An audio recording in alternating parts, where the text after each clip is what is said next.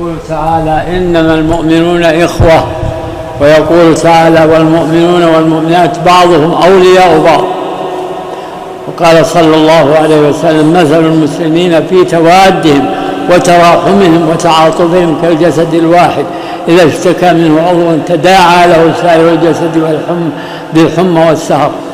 فدلت هذه الآيات على أن بين المؤمنين في كل أصقاع الدنيا وفي الماضين والحاضرين بينهم علاقة فوق كل العلاقات، وأخوة فوق أخوة النسب وغيره من العلاقات، ألا وهي أخوة الإيمان.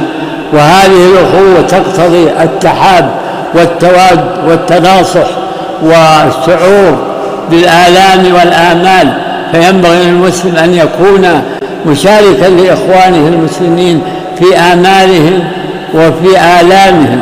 وقد مرت في هذه الأيام مصائب على المسلمين كالزلزال في المغرب والطوفان في ليبيا والحرب في فلسطين في هذه الأيام، فينبغي للمسلم أن يدعو لإخوانه ويسأل الله أن يفرج للمكروبين وينصر المظلومين ويشفي المرضى ويغفر للأموات ويكون مشاركا لهم. وفي الحديث المشهور من لم يهتم بأمر المسلمين فليس منهم. فعلينا أن نشارك إخواننا في همومهم وأحزانهم. نسأل الله أن يفرج كرب المكروبين وأن ينصر المظلومين. اللهم انصر المظلومين ودمر على الكافرين، ولعنة الله على اليهود وأعوانهم، إنه تعالى سميع الدعاء.